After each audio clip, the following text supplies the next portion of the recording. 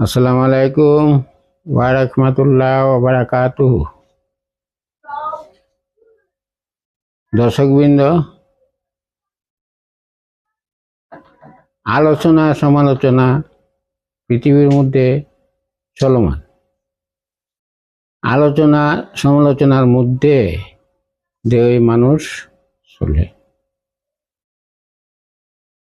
আমাদের প্রধান উপদেষ্টা বলেছিল যে আপনারা যত পারেন আলোচনা করেন,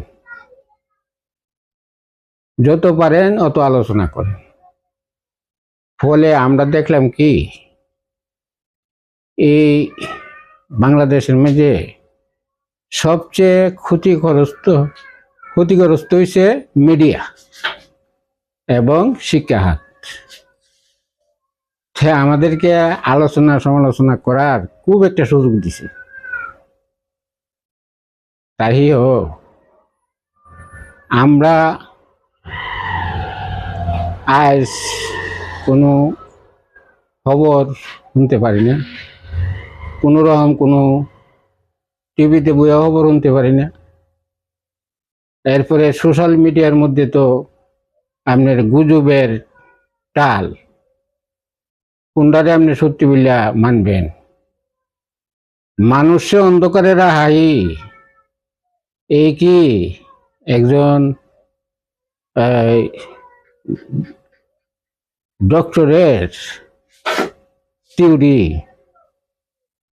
উনি শান্তিতে নোবেল পুরস্কার পাইছিল।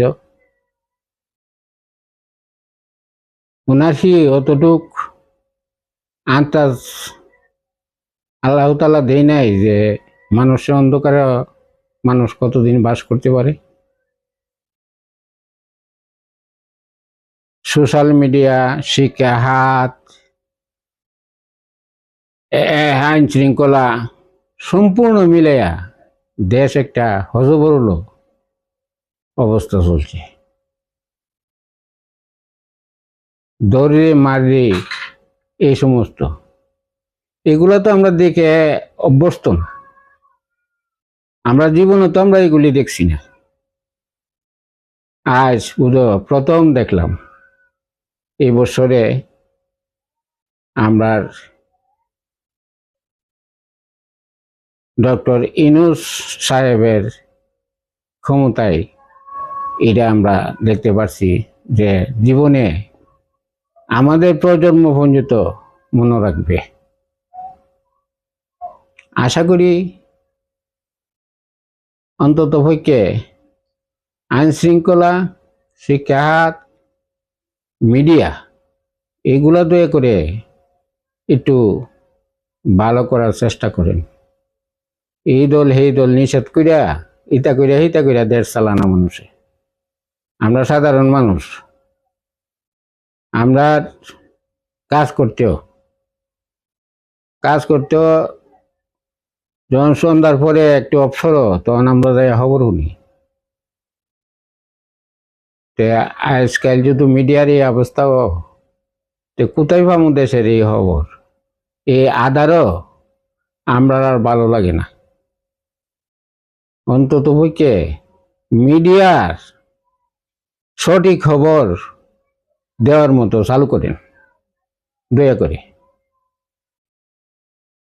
আশা করি এই 18 কোটি জনগণ এর মধ্যে বেশিরভাগ মানুষই মিডিয়া মধ্যে বরাবর শুনে বা কেউ পেপার পত্রিকা পড়ে জানতে পারে, দেশের হাল অবস্থা সবকিছুই জানতে পারে। আমরা এখন কোনো কিছুই জানতে পারি না। আশা করি আপনি অন্তত পক্ষে একটি কথা রাখবেন, মিডিয়ারে যেমন আপনি বলছিলেন সমালোচনার কথা, আমরা সমালোচনা করুন তাক দূরের কথা কইলেই বেশে বা কোনো কথা কইবা লাগি দেন না।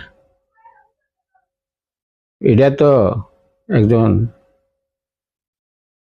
রাষ্ট্রীয় প্রধানের কাজ না।